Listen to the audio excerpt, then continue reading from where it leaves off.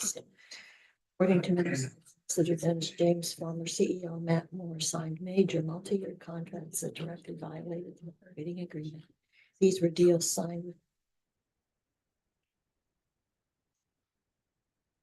Ready to roll?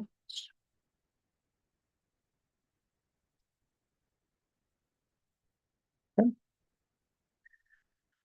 All right, I guess our time, 6 o'clock. We'll get started, everybody. Thank you for coming out to our presentation this evening on the active transportation strategy for the Municipality of Colchester, the Bible Hill. We'll run you through the agenda this evening, but also just want to make sure that we acknowledge. Of course, it's not working right off the top. I am talking, I'm moving. Okay. Advance the old school way. Or go.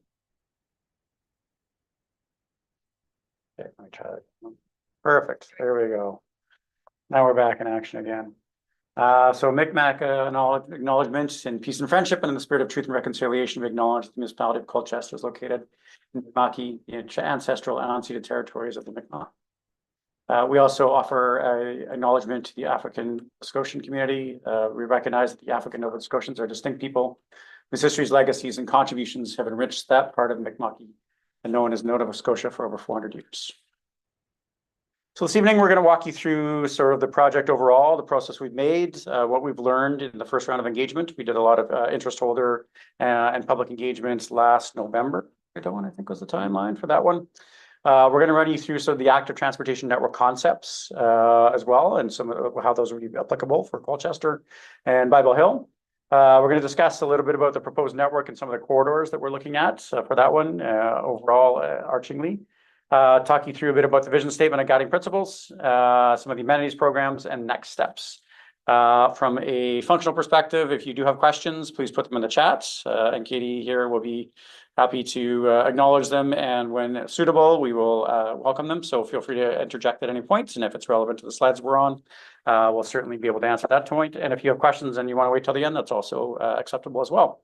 I guess I should introduce myself. So my name is Jamie Hilland. I'm an active transportation consultant based out of Winnipeg, Manitoba, but I work for a company called Urban Systems. We're a Canadian company, employee-owned, Canadian-owned and operated, and we work on active transportation projects across the country. This is my third project I've been able to do in Nova Scotia, and really enjoyed my time here. And I will let my colleague Owen introduce himself.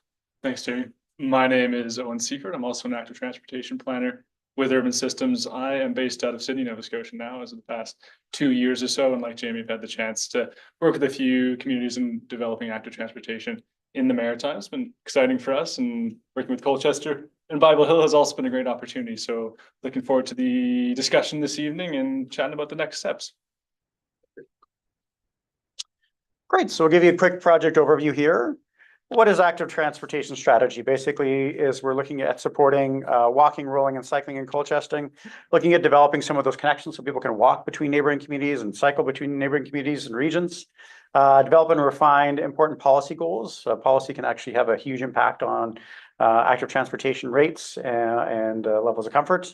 And also that includes land use, affordability, and sustainability. And one thing that we talk a lot about, and we'll touch on a bit on today, is transportation equity. Is that a lot of people, with the price of gas going up and the price of vehicles going up, a lot of people simply can't afford the cost of vehicles anymore. And so what are we doing to accommodate those folks to move about their communities? And so a lot of that attention now is moving towards other means of transportation. Slow down a bit, I will be. is making sure that those folks can move safely around their communities. So transportation equity is a big conversation topic that we've definitely had in the field of transportation planning writ large over the past couple of years. Part of the active transportation strategy will identify sort of priority active transportation network improvements. We want to make sure that the capital expenditures that we've made over the next 10 to 20 years are effective and oriented appropriately. So we're not dedicating dollars to projects that may not have the return on investment that we're seeking. And we're putting those projects in places where they're more likely to see people actually using them and serve an important function in the community to connect to community destinations. Also, the part of that is improving safety. We know that an easy way to improve road safety is to separate road users by user type. And so it's not, without getting into the physics and science of it all, basically, is that if you have fast moving heavy objects moving in close proximity to people that are on foot or on bike, bad things can happen. So as much as possible to try and move people around and get to that comfort piece of it all. So part of that is removing and reducing some of those barriers and making sure that we promote positive active transportation experiences for residents and visitors to Colchester alike. So that people, a lot of it are seeing it as a viable option and are feeling safe to undertake that. This one also will build on previous strategies back in 2011 and 2017, and will address new priorities, best practices, opportunities, and challenges. And I can tell you, I've been working in the field for a decade now, and even in that past decade, our active transportation design centers have really evolved and changed over the years. And we've really integrated much more with transportation planning writ large and road design. So we're seeing a lot of integration happening there, and recognition of active transportation as an important transportation mode. So here's the strategy process, and you can see back, I'll use my fancy laser pointer here. Project was launched back in September and October. We did sort of community understanding back in the fall. As Owen will talk a little bit more about some of the summary of the first round of engagements back in October. Over the last couple of months, we've been developing kind of strategy and kind of coming up with ideas, basically reflecting what the community has told us. A lot of the corridors that we're going to be sharing tonight and a lot of the projects we're sharing are really just reflecting back what the community told us.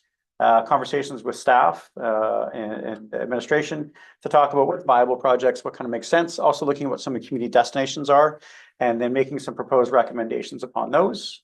Now we're right here in the We Are Here strategy in March 2026. I'm sure as everybody knows. After this, we're going to have some public consult or public engagement and interstakeholder engagement. We'll prepare a final strategy for feedback from administration and council, obviously. And then strategy implementation will start hopefully later this spring, early this summer is kind of what we're hoping for some of those timelines. So in this phase of engagement, there are numerous ways, and we're going to encourage folks. So whoever's attending online or in person here is one of the first ones. You know, the open house or the public gathering that we're having this evening. But there's also other events. We would encourage everybody. This is a really important one: is to do the online community survey. So it started on Monday. It will run until April 17th. There's a prize draw for participants. Is it $50 gift card to grocery stores? Yes. Yep, two $50 gift cards.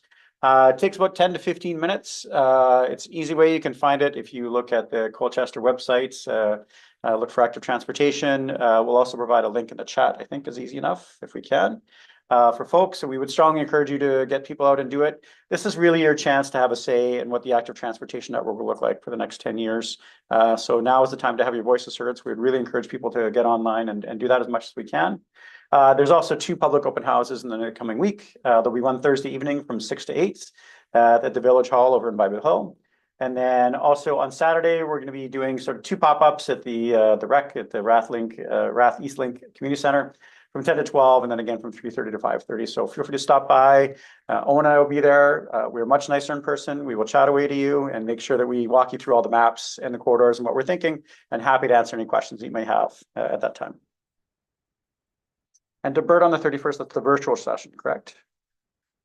In person, but staff session. Okay. And what time is that at 6 p.m. at the DeBert Community Hall? At the DeBert Lodge. Okay. I somehow that one, so that's on me. Okay. And you can find details of all those on the Colchester Active Transportation website as well. So I'm going to pass the clicker over to Owen. You can talk us through some of what we learned. Thanks, Jimmy. So yeah, we were just talking about engagement round 2. We're going to go back in time very briefly and talk about our first round of engagement that we undertook in late 2025, November, December, and reflect on some of the key findings, but also reflect on how those might be. Okay. And to be able to kind of capture some of these key themes that are then reflected in some of the directions for the active transportation strategy that we're now bringing back to the community in the second round of engagement.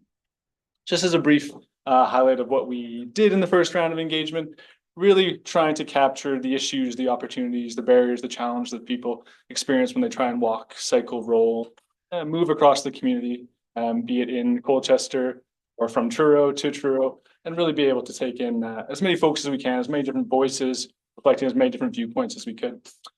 So that's kind of reflected here that we had walk audits, which actually went out in the community and asked people exactly what they think of their sidewalks or their street crossings or maybe the lack thereof, and had staff perspective and also elected officials out there participating.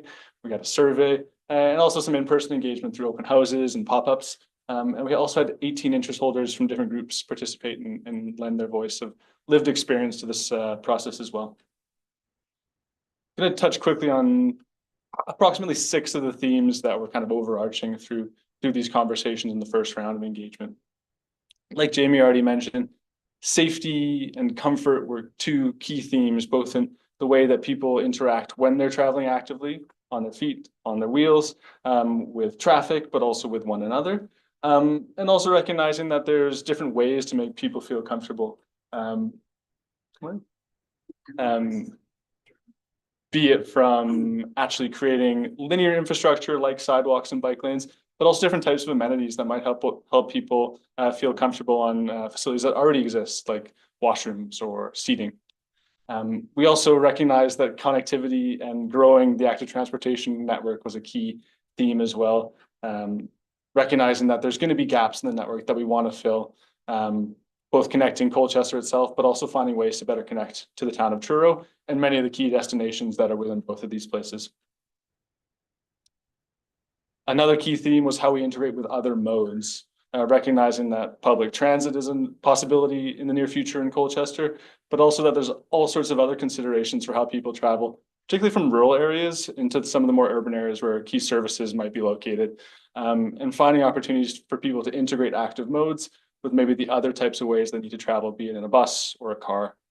And find ways to make these as seamless as possible. So it's not a challenging transfer, or maybe even just a broadening of opportunities to find different ways to do that. We also heard a lot about education and etiquette and cultural change, and really bringing active transportation to the fore in Colchester, and working alongside people who might be more used to driving or might not have had the comfort in the past to try an e-bike or to try cycling in general, and look for ways to people to find access to learning about active transportation, how they interact with other road users, and all sorts of other themes along that line.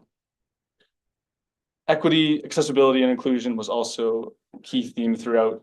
Like Jamie mentioned, recognizing that not everyone is going to be able to drive, and so active transportation is a way to create a more inclusive transportation community. And also find ways to deal with other pressing issues such as affordability. People can walk and cycle that might help them, save money on other modes, especially with the price of gas and things like that today. Our final theme that was kind of overarching in the first round of engagement was talking about planning and policy and the long-term commitment to active transportation, recognizing that there's going to need to be this consistent and long-term effort to develop the network, hopefully monitor progress and be responsive to the need for change, but then also continue to find ways to lead in this way, and find strategic ways to invest over the long term. So I'm going to shift back to Jamie. He's going to walk us through the first bit of it. Perfect. Thanks, Owen. So the active transportation network, as we talked about, just to lay a bit of groundwork here, it identifies where future walking, rolling, and cycling facilities are being proposed. And proposed is being brought forth for discussion consideration. It does not mean prescriptive that these projects will all happen absolutely in the sequence provided, but they are ones that are reflecting what the community has identified and what we think are feasible and amenable and kind of make sense from a transportation planning perspective. A lot of them do support, as we alluded to earlier, support connections to and between key destinations and neighboring communities. And then also trying to make it so that there's overall access across Colchester and Bible Hill, just so that it's closer to where people live, so they can access. It's more feasible. We know from active transportation planning design over the years that people are more likely to use a facility because of close proximity. It's kind of a no-brainer. A lot of these are located in designated growth centers and rural service centers, basically identifying kind of where existing density is already at and where future density is being planned. And so we've talked about with Paul and Katie or some of the community planners here about where future development is going to likely to occur. And so we've oriented some of the future proposed corridors that right now might not make sense if you're looking at density perspective, but in future years will be definitely denser parts of Colchester as well. And then proximity to trip generating community destinations. So those would be schools, those would be recreation facilities, basically, and also commercial businesses where a lot of people are just going to come and go, just a matter of living daily life, and making sure that some of those trips they can take, especially the shorter trips, are on foot or on bicycle. Many proposed routes overlap with Blue Route corridors to align with provincial priorities. And so we've done that. This is our third project we said in Nova Scotia. Basically, even if there's not a financial support for the Blue Route for the from a funding perspective, there is regulatory approval that is more likely to occur along Blue Route corridors. And Nova Scotia Public Works, as we know, owns a vast majority of the roads in Colchester, as it does across a lot of Nova Scotia. So their support, regulatory support in particular, for a lot of these planned and proposed projects is really, really critical, but they just won't happen without that. So a lot of them are oriented along blue routes, and blue routes, for those unfamiliar, is the Nova Scotia cycling route. They've identified a lot of corridors. A corridor, while being identified, does not necessarily mean that it's going to have a facility on it. It may just have signage. As such, a lot of them are along the side of a road, a high-speed road, high volume road, unfortunately. Right now it's really for sort of that confident cyclist. But over time, they would like to see it become more multi-use pathways and separated facilities so that people can ride with less confidence and comfort riding close to proximity to vehicles, are able to use those as well. And so just to preface, we're going to show you some facility type photos, and these are designated for educational purposes. Specifically, corridor study and design processes will need to be undertaken. And so we do a lot of transportation planning. The next stage beyond this is we look at each corridor and we say, okay, what's feasible here? And also part of the conversation that we'll have is that we recommend certain facility types, but we're not going to be prescriptive at this stage because you might get into a certain corridor and look at drainage patterns, utility locations, or vehicle movements, or road reallocation or road realignment. And so you really have to kind of look at by corridor kind of context. And so we're looking at that. And then these will be undertaken as funding and administrative capacity permits. So paved shoulders, this one is a very familiar one, I think, throughout a lot of Nova Scotia and a lot of projects we've worked on. This one we see here is kind of one of the best practices because it's kind of clearly delineated, and it does have a visual barrier. So those are called flex posts. So it does allow if vehicle does break down still to pull over sort of thing, but it does provide a bit of a horizontal buffer for people that are walking or biking. And these ones are really used again for both people that are on foot or on bike. A lot of the paved shoulder facilities you'll see will not even have pavement markings. They might have a single strip on it and might just be present like that. And those are kind of more a common one. This one is one design that we would recommend definitely, just if you're looking at increasing comfort. Secondarily, everybody knows this one. This is sidewalks. And this one is an example that we've included just to show what's called a tactile warning strip on there. It's for folks with visual impairment, so they know when they're approaching the edge of the roadway. It also has a curb cut, as you can see, for folks that may be in a scooter or a wheelchair. And best practice, again, for sidewalk design is to really integrate a lot of accessibility features so that's useful for all. Overarchingly, too, we might allude a little bit to what's called AAA facilities, which are all ages and abilities. So these are facilities that are, just as they sound, that folks with any kind of mobility needs can use and access. For too long, we built some that are really for the able-bodied, and so now we're trying to make it so that we can use them throughout the course of our life without any issue. This is protected bike lanes, as we can see, and this is a simple one in a rural community that we worked with recently. And these are precast curbs that are put in place, so it's pretty fast and pretty inexpensive. And this was actually just utilizing an existing roadway. Next time you're driving around or biking around or walking around, take a look at some of the road widths that we have. And sometimes there's opportunities to reallocate and redesignate some of those road spaces to other purposes. And this one in the smaller communities, about 9,000 people, is actually a really popular walking way. It's a designated cycling route, but it really serves as a purpose as a walk route because there's no sidewalk, as you can see. So they really serve as kind of multi-use corridors. Next is the classic. We're talking about multi-use corridors, multi-use pathways. Anybody guess where this one is? Back in the hospital. You got it. Yes. Yeah.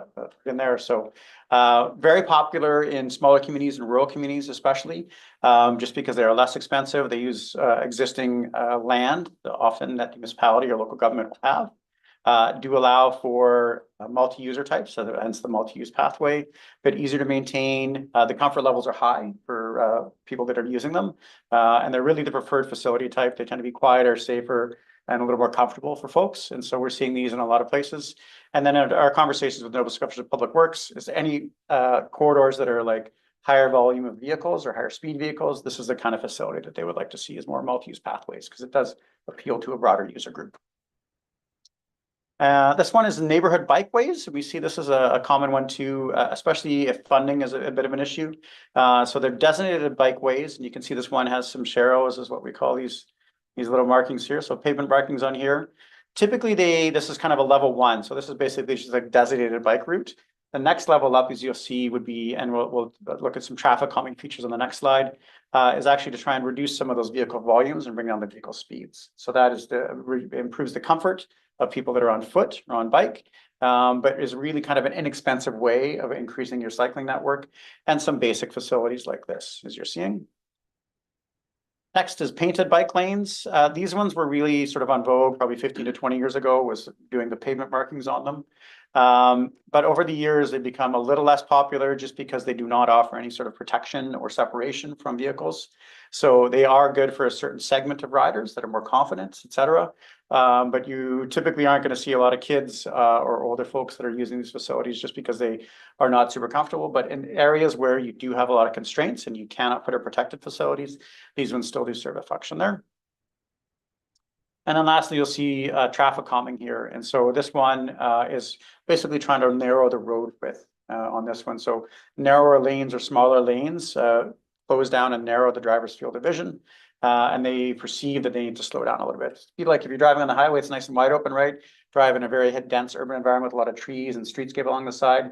It's called the visual friction. Your brain says, you know, you need to slow down. There's a lot of unpredictability happening on here. So this one is a project that we worked on recently, is just basically to traffic calm in an area. And this is called horizontal traffic calming, as you can see.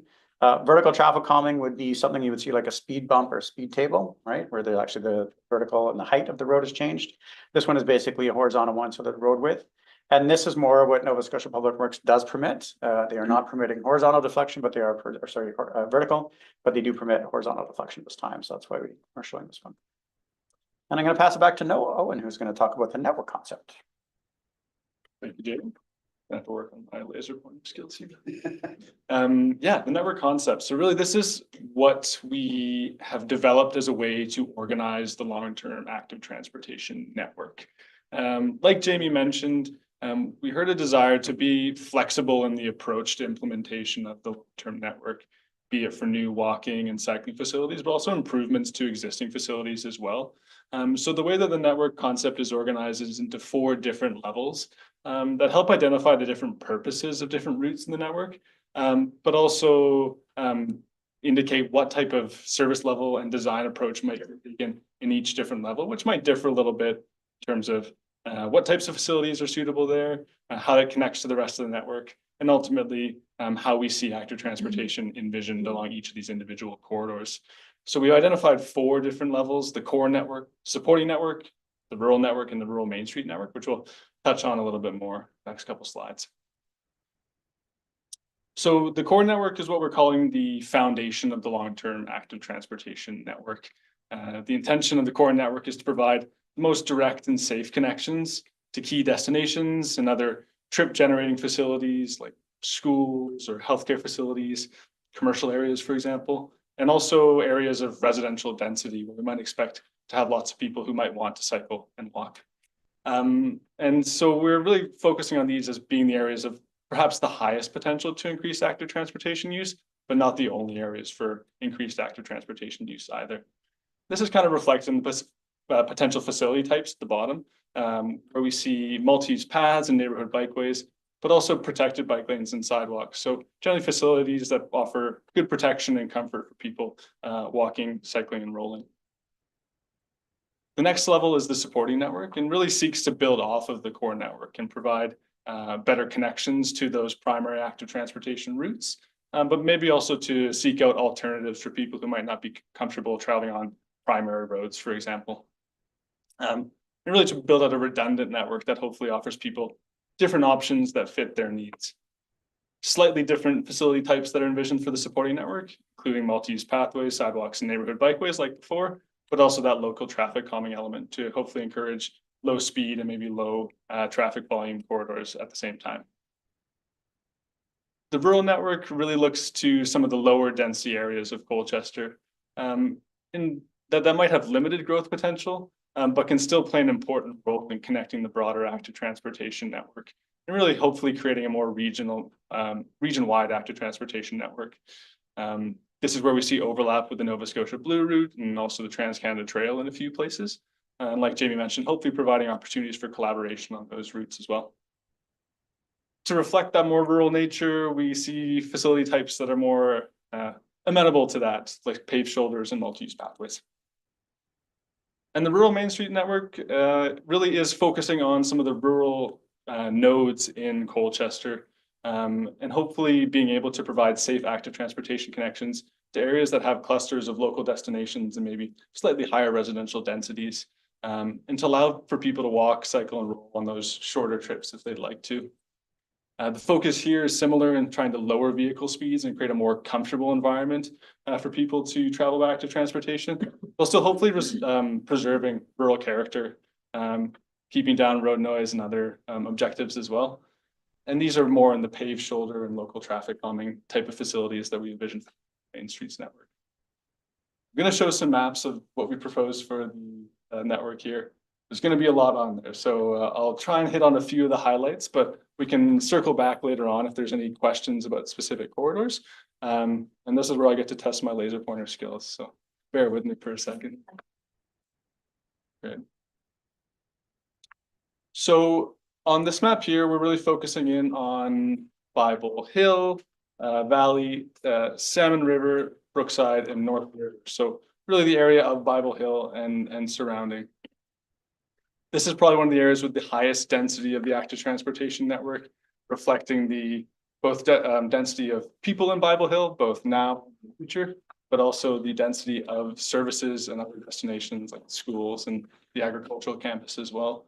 So the core network is in gold and yellow here. We can see some of the key corridors are Pictou Road and College Road, but also Vimy and Main Street, specifically in Bible Hill. In Valley, we also see the continuation of College Road and Pictou Road, and also Salmon River Road as well. Where the supporting network is, like we kind of mentioned before, is kind of branching off of the primary core network there and creating connections within neighborhoods themselves. A lot of them focusing on connecting to schools and again, providing those alternative routes to different destinations as well. You'll notice here that the Cobequid Trail in Bible Hill is largely in purple. So it's more envisioned as a supporting facility, given that it's not the most direct route to Bible Hill. Some other corridors might provide more direct connections. We can also see a few elements of the core network in North River as well. Areas that already have some existing sidewalks, but might be amenable to different facility types in the future and provide connections from local subdivisions to schools there as well. And similar story in Salmon River with a priority on the connection along East Prince Street into Truro and some of the local neighborhood connections around schools here. We'll shift over to Onslow and Lower Truro and Truro Heights here quickly. We can see that the future active transportation bridge at the Fundy Discovery site, hard to see here, plays a key role in connecting some of the core elements in Onslow, Paddleboard Road and Onslow Road, down across the Salmon River, some of the other components in Lower Truro and Truro Heights, including elements of the Cobequid Trail where we've highlighted one portion which is in the core network leading directly into the town of Truro, and then the other portion being a supporting facility. Like with Bible Hill and Valley, we also see some local neighborhood facilities envisioned in areas around Lower Truro and Truro Heights as well. Along with connections into commercial destinations along Roby Street and also to Millbrook First Nation as well. In Brookfield and Hilden, we see the network really built out around existing streets, including along the highway, also providing connections from the commercial node up to some of the schools in Brookfield and also the recreation center and seniors home. In Hilden, we are primarily focusing on connecting into Truro along the highway, but also providing a local connection to the school and the park and areas of future development on the west side of the highway too. In Debert, it's a similar story where there's a focus on local connections, both in existing residential and future residential areas, but also providing connections along Plains Road within the core network down towards the existing industrial lands and commercial uses there, but also trails and future sites of the Mi'kmaq Way Debert site as well. We also see elements of the rural network here too, connecting some of the longer stretches along Masstown Road, for example, into other facilities that have existing paved shoulders, like to the south. Within the rural networks, it's pretty broad here, but We can see that some of the areas for the rural main streets network, these red nodes, include Economy, Bass River, and Great Village, also Earltown and Upper Stewiacke. Whereas some of these kind of green-blue rural networks really focus on some of the areas where the blue route already exists or might be implemented in the future as well. That includes some connections into Stewiacke and Tatamagouche as well. Looking back to you, Jay. Great, thanks, Owen. So we're going to walk you through just quickly here some of the vision statements and guiding principles. So vision statement we worked on with kind of reflecting back what we've heard from the community members and also with administration. So our active transportation network supports safe and inclusive walking, rolling, and cycling. Prioritizing accessibility and access to daily needs. Active transportation is an attractive option for everyone in Colchester and Beverly Hill and contributes to livable and welcoming communities. That's a lot of some of the touch points here. This came a lot about safety, obviously we alluded to earlier, and inclusivity. We heard a lot from folks that with accessibility needs that they really felt kind of left out of a lot of the transportation planning design. And so how can we include them in a lot of this work? And then also just connecting. A lot of people expressed that they would love to be able to access kind of some of their local facilities, but they feel really challenged with the speeds and the lack of facilities for them as well. And then also kind of livable and welcoming communities. And we see a lot of this about livability. We talk about affordability is kind of part of that. And also welcoming. We see a lot of community connections being built by those sort of informal social interactions. You see people on the street, you're more likely to say hello. In the car, not so much, has been my experience, and I think in other ways. So a lot of that is getting some of those face-to-face interactions. So you start building those networks and building those community components. Some of the guiding principles we talked about, and again, inclusivity was a big part of it as well. So making sure that everyone feels that they can, access the network. Connections, so that even between communities or between neighborhoods or between streets, even so that they are not kind of feeling the need to grab the keys every time that they want to go somewhere. Maybe able to walk to a friend's house or walk to the neighborhood recreation facility or walk to the store, as opposed to having to drive on it all. Safety was a big component, and that's what we heard really kind of resoundingly, and Owen touched a bit upon that as well, about just that feeling of safety. The major barrier we see to people using active transportation, or one of the major barriers, is a perception of risk. And whether we can argue until we're blue in the face about whether it's actually safe or not, if people are not feeling safe, they're not going to use it. So sometimes I think we need to get over that first impediment, is like, why is it important to be doing that, and why does it feel safe, and what does safety look like, and what does it feel like? We work a lot in active school travel as a big component, and that's a big piece. Talking about parents not really wanting their kids to walk or bike to school anymore, and a major barrier that is about the vehicle volumes, vehicle speeds. They do not feel safe, and the lack of crossings for them. So that ties into this work as well. And then a balanced transportation system. I'd like to see more investments, from when we heard it from interest holders in particular in the first round, is they feel there's a lot of investment in our roads and in vehicle infrastructure, and making sure that that system is balanced sort of across some user modes, because right now we're seeing a heavy reliance on vehicles, and what can we do to kind of shift some of that so it's a more balanced and equitable transportation system. Some of the amenities and programs that are under consideration, we'll walk you through here. So input from engagement round one suggested various active transportation supporting amenities and programs to enhance it all. They would complement capital investment. And so there's a lot of research that, the adage, if you build it, they will come, is quite true. But if you actually combine infrastructure with programs, that's where you actually see the mode shift. It's actually letting people know these facilities, encouraging them to get out, giving them the tools and the knowledge to feel safe using these facilities. Then you'll see the mode shift really truly happening. And so there's a lot of good research on that one.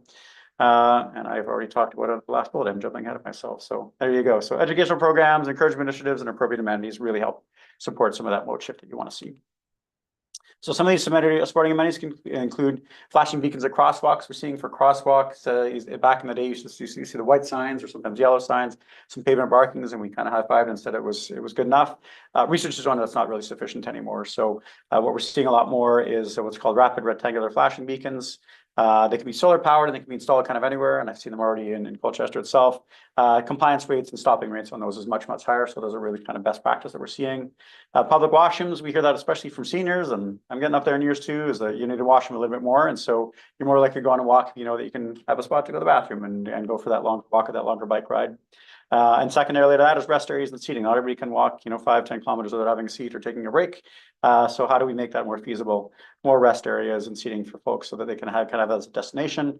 Lighting and shade, as we see some of our summers getting hotter, and shade and the lighting at nighttime does become important. So shade during the daytime, and then lighting is a safety component, especially for folks that might not feel as comfortable walking at nighttime, feeling that safety angle. Signage and wayfinding, people like to know where they are and where they're going and how to know and orient themselves and navigate a route. That's a really, really important one that we're seeing. Bike racks, as we're seeing, I'm not going to go. I bike all over where I live as well, but I'm less likely to go somewhere if I don't know if there's bike parking at any secure bike parking and visible bike parking. So end of use facilities are really important. And then e-mobility charging stations. We're seeing that one come up a lot. Global numbers are that e-bikes are greatly outselling electric cars these days. And again, talking about the price of gas for the third time, we're seeing a lot of folks that are just getting into e-bikes because of affordability. A good e-bike now could be about $1,500, and we're seeing those numbers really explode.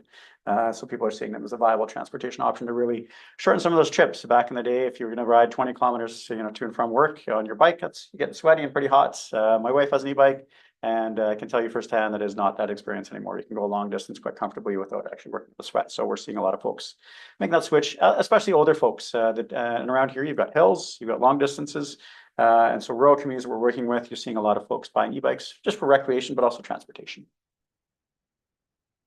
So some supporting programs that we've talked a little bit about, bike scooters, rentals, those are growing in popularity. Seen a lot of tourist destinations. We were working with Lunenburg a couple of years ago, and they've just started a bike rental, e-bike rental facility or program as well. You'll see e-bike and e-scooter trial events where you come up and you show, sometimes manufacturers or suppliers will show up and they'll say, give it a whirl, give it a try. Social active transportation events. And so bike jams or bike rides, group bike rides, et cetera, or walking tours are really, really popular. People feel it's a good way to kind of introduce themselves to a space or connect with other people who might have like interests. Sharing stories about active transportation use and some of the challenges and some of their successes about that has really helped encourage people and getting them to change a bit of their mind shift. We work a lot on active and safe for the school programs. So those are localized with schools, looking at how we can encourage more students and families to walk and bike to school, reduce some of that congestion around schools and improve air quality. That has been a big focus. And so that's something that we've done a lot of work on. And making sure that active transportation is integrated into policies and bylaws. So when new subdivisions are coming online, we're considering active transportation facilities as part of that. Road renewal projects are happening. That's a good way to reduce some of your costs. You've already got construction crews on site. So make sure that that's integrated into some of the considerations moving forward. Next steps in the process. So right now we are in the round 2 public and interest holder engagements. It's happening and it's going to go to kind of mid-April. Following that, we're going to take a look at all the great things that we're hoping, great input that we're hoping to get from folks like you, and propose some strategy directions based upon that. We'll work with administration to develop the implementation strategy and some of the project prioritization, what's the most important, what we see the sequencing. What we're going to try to avoid is do some standalone projects that are kind of far-flung and not really connected, kind of building up that network and a sequencing that makes sense. And really we'll look at that mode shift. We'll be back here in June to present the Active Transportation Strategy Council and Commission as well. And then prepare the initial priority projects design. So we part of our project is to develop some initial design concepts for 3 facilities in Colchester as well. So those will give you a bit more of an idea of what they might look like. That's it. The floor is open for our formal part. We're open for questions and feedback and comments to people in the room or online. I'm interested in talking with you about some of the main roads that you spoke about. Yeah. You talked about Plains Road into Birch. You talked about Earltown Highway 311. Yep. You talked about some of these places. They have shoulders that are gravel. Yep. Some of them have washouts on them. Some of them are much lower than the pavement. Some of the roads are very narrow, appear to be much more narrow than they, would be. But I think they're all the same width. I mean, transportation builds the roads to a certain standard or to a certain width, 66 feet, and 33 from the center of the road to where their land ends. But I'm concerned about having active transportation without paved shoulders.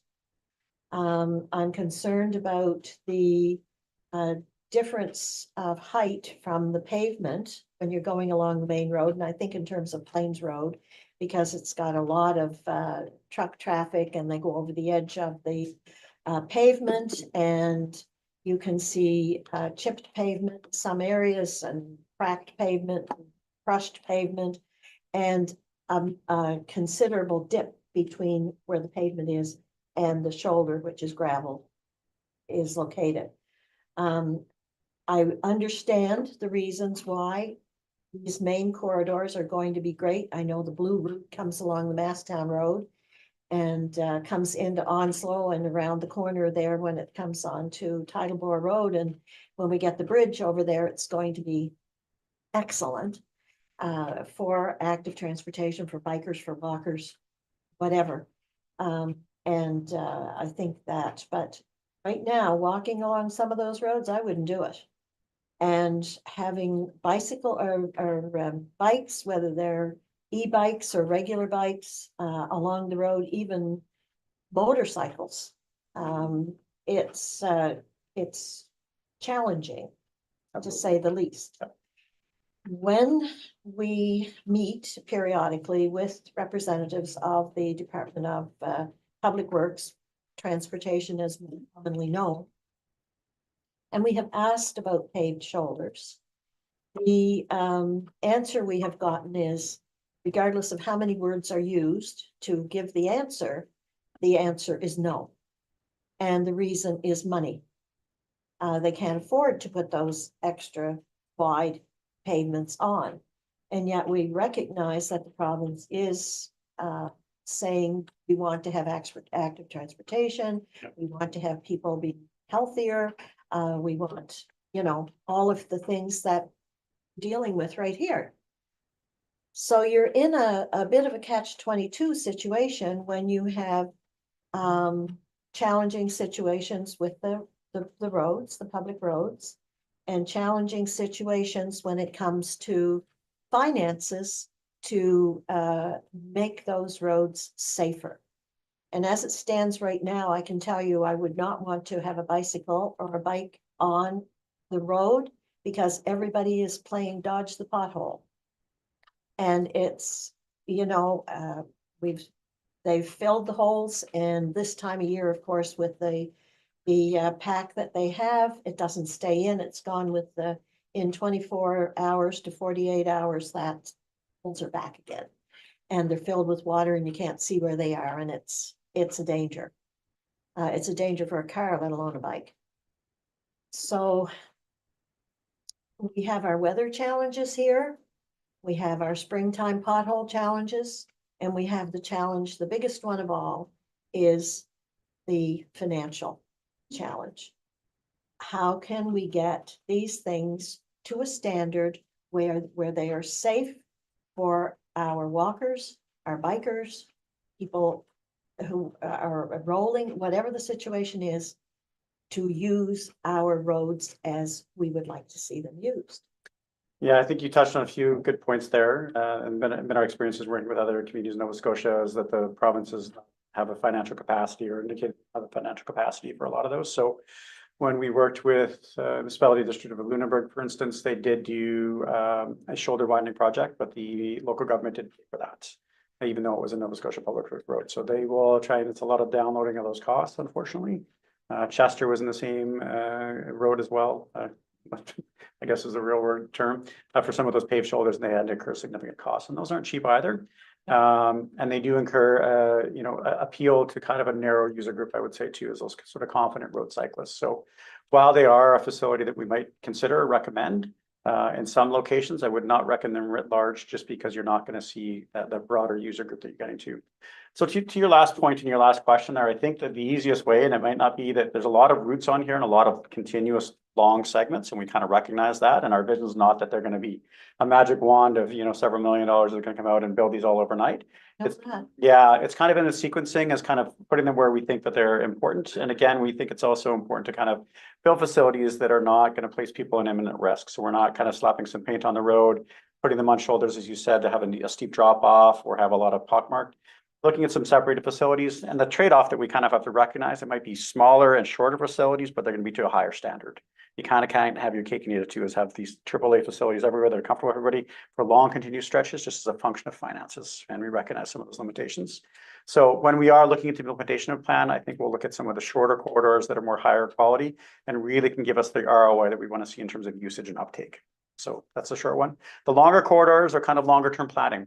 As a road renewal project comes up and Nova Scotia Public Works is looking at doing it, the local government in Colchester or Village of Battle Hill will say, listen, we years ago, we identified this director of transportation. Can we look at some of what the facility options might be there? Was it a paved shoulder or a multi-use path in that context, and see if there's some amenability and support available at that time.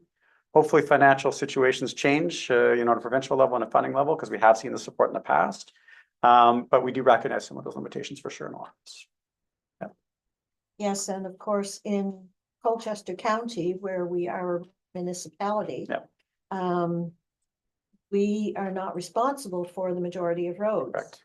But we are responsible for subdivision roads. We can deal with our subdivision roads. Yep. In our county. And then, of course, there's about 200 kilometers of private roads, which we don't have any. That's right. say Yeah. over, any That's jurisdiction. authority over and Yeah. jurisdiction over. But we have no jurisdiction over provincial roads either. Correct. Not that the province would mind one single bit if we wanted to put some money into them. Now bear that in mind. If we had the finances to do it, but those are our taxpayers that are going to be dealing with that, and we don't want that. That is, in our opinion, well, as we all know, it's not just an opinion. Yep. It is the reality. This is a provincial responsibility. Definitely an burden is being placed on local government time and time again. Thank you.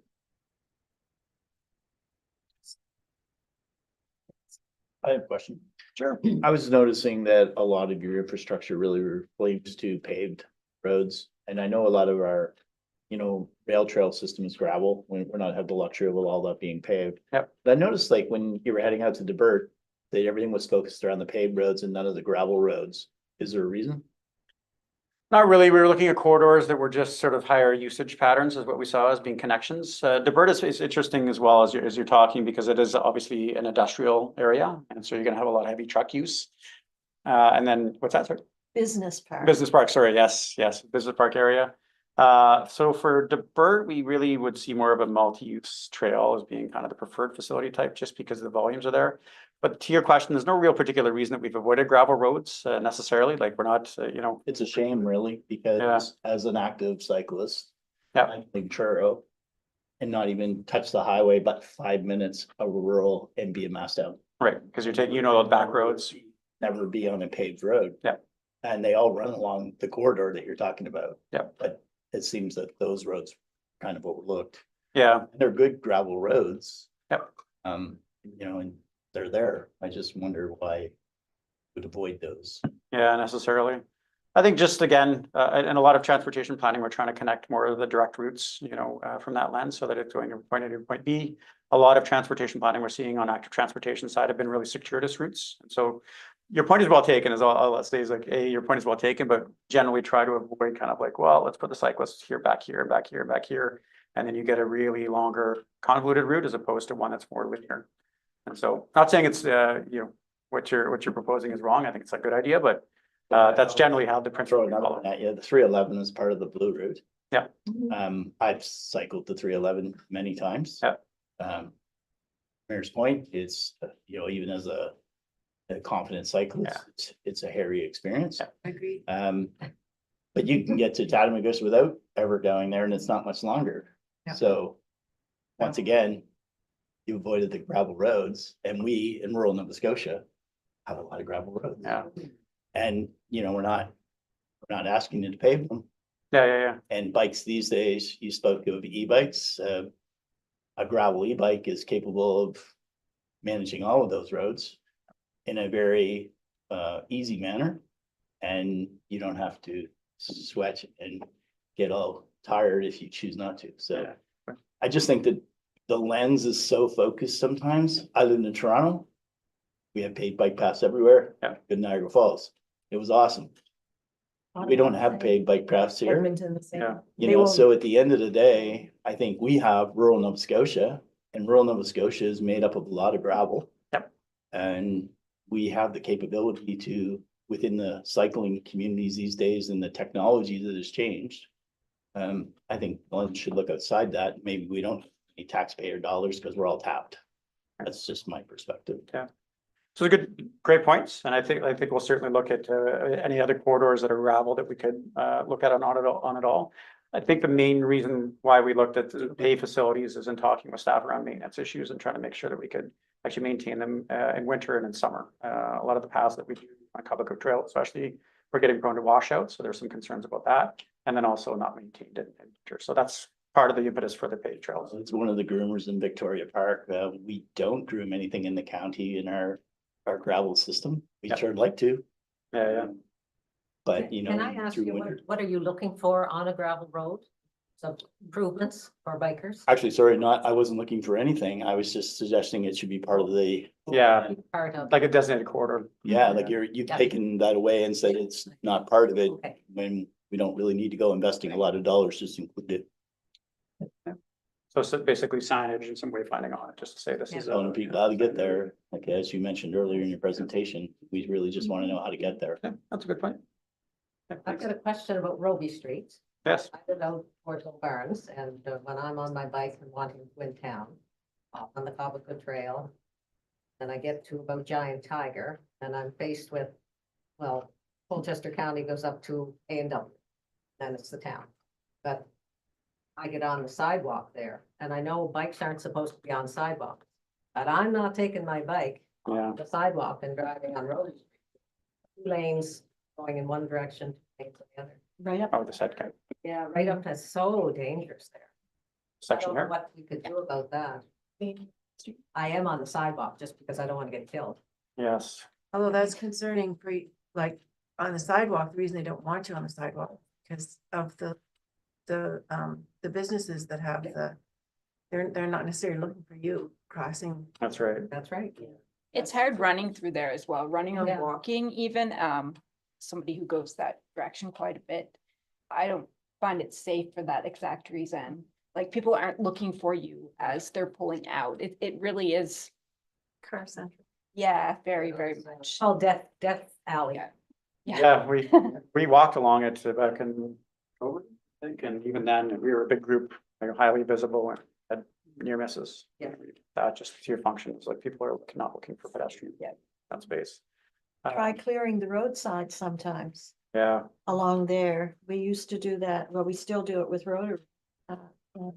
And we go and do the road cleanup. Right, for the roundabout and the ramps on exit 14 by Yep. Roby Street, and went partway up Roby and partway down towards Old Barons. And I gotta tell you, you have to be pretty careful, yeah. I would you imagine. know, picking up debris on the roadside. To answer your question, we're a bit challenged. I think you're talking about where the town begins and Colchester ends. Doors. Yeah. Dangerous for bikers. Yeah, we are limited in that we don't have jurisdiction over town or rural facilities. Yeah, we've got some good. Yeah, it's definitely something we've talked about and looked at a bunch. Look at what the improvements are there necessarily, like it is recommended for improvement, but what that looks like is still, I think, a TBD for us, but we certainly recommend it. The question is regarding winter active transportation. Mhm. We don't do anything to knock our public trail. And I've had comments from people that are very active, that like to be able to use those trails. 2030. But I guess that's again, a costly endeavor to keep those trails clean. Yeah, best practices to, make sure that people can walk and bike in winter. All year cyclists in a winter city, and I've been to 5 winter cycling congresses, so I'm personally a big advocate for it. And I think if you're gonna be proposing active transportation as a viable alternative for people from a transportation equity perspective, it has to be all season. It's kind of the reality of it all. So just advocating your responsibilities for, a local government facility in wintertime is somewhat problematic and also potentially, difficult for folks, right? So I think that's something just to be aware of. That being said, though, Yep. your maps that you're showing are not snow friendly, are they? Are they? Are you thinking, That's still a TBD, you know, whether the level of winter maintenance for sure is something that we Yeah. need to kind of have. If there's, I think the short answer is if we're seeing a lot of public sentiment and support and interest for it, then it might be something that we would recommend. But I think there's some challenges right now from a financial capacity and a functional capacity in terms of actually procuring the equipment and dedicating those resources to it.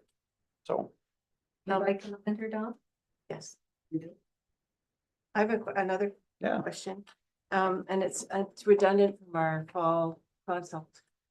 'Cause I harped on this for quite a bit, but it's here still, the blue route Yep. along, from Masstown, coming down Masstown, and then it kind of stops right at the 102 ramps are right there, then it starts again.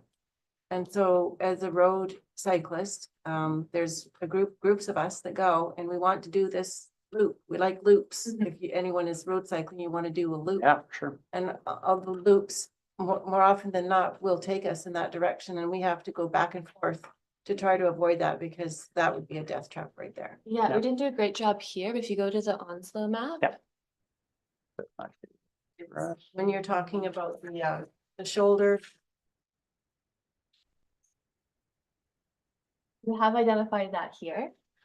Something else that I'm not sure if this can be understood in maps is that A, they're not final. That's why we're going out for feedback. So if people want to suggest an alternative route, Absolutely. now is the time to do it. These are also not saying right now, everything in yellow is a wonderful bike route for everyone to use. Everything in green is a ready to go rural route. It's not telling us where we can cycle safely now. It's going to be guiding how we invest in upgrades to infrastructure. So the feedback that we get now, if people say, wow, I'd really love to see Kent Road be prioritized for some investment. That's what we're looking at right now to say, okay, and then that's going to guide those projects in the future. It's not saying, all right, we turn the maps on now, tomorrow you can go bike these routes. Just want to make that very clear. We're not suggesting that anyone hop on a bike and, you know, go out somewhere where there's no infrastructure and it's not safe. Just sort of, it just with the blue route, it's it's a significant. posted as a blue route. Yeah. And then it stops. Yeah. Yes, Local people recognize that that's a dangerous area, but then it starts again. People who are touring the area, they see the blue route. Where do I go now? I'm here now. yeah, and they're I stuck. have to go, I'm not gonna go on the highway. So there is discussion with Nova Scotia Public Works about designating the blue route to be through Upper Onslow. So moving it Yeah, so to shifting this it. route. Green. Yeah, so there's some recognition that town might not be undertaking any blue route improvements in the foreseeable future. Right. And so they were kind of open to that idea. It hasn't been finalized, and I don't want to speak out of school for it, but it's definitely something that we've talked about and they're considering. So that's something follow up with them as well. But yeah. Jamie and Owen have met with Elizabeth Pugh, route for the province, as well as our local area manager, Provincial Public Works. So those conversations are on. Oh, yes. I just want to quickly note for the folks on Zoom, do you want to ask a question? Just make sure you do it through the Q&A button, not the chat. So if you can't see that, there should be a button at the bottom of your screen, 3 dots says more. You should find the Q&A there as well. And if you want to look at these maps, to zoom in a little bit closer yourself, they're available on the project webpage at www.colchester.ca/AT. So you can find it all there. Perfect. Kitty, Do you actually have any questions? love the online questions. So this one says, I'm a wheelchair user and I am very excited about this plan. As I listen to everyone's concerns tonight, I trust this process. I see people with disabilities more active in our community. One step or goal at a time is a wonderful addition to our. I love it. Thank you, Great. Michelle. Thank you. This Yeah. morning when I was driving just by your street right here. Yeah. There was a woman in a wheelchair on the road, not on the sidewalk, trying to navigate the potholes. Yep. And the snow. Yep. That Yeah. was interesting timing to see that. It's nice. As I Right beside said, the building. I live in a winter city, and so we often see people in mobility scooters or wheelchairs on the roads just as Yeah. functionally. Yeah. Even though we plow the sidewalks or try to plow the sidewalks, they're not going to be to that level. And we're also seeing an increasing usage is that bike lanes are cleared and they're less packed down, you know, pedestrian sidewalks will get packed down and that really is hard to dislodge. And so we see a lot of mobility users or wheelchair users and bike paths, which is great as well. They just have the space for it. Those are level surfaces and typically less depth in the roadway. So kind of seeing those multimodal corridors now. So bike paths might be a bit of a misnomer. Yeah. Questions?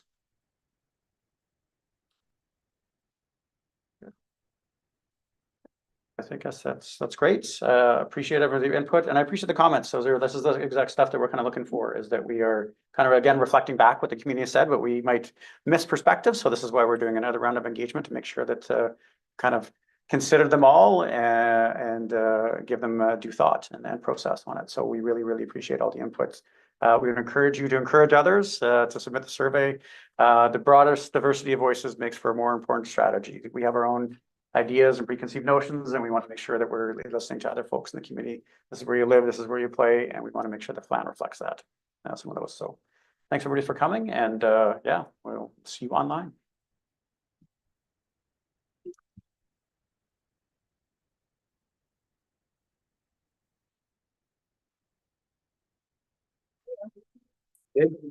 I see you all the time, you just don't see me. You're walking away, I'm either running beside you, by you, or I have my dog out for a walk every time. Oh, not one that I could do.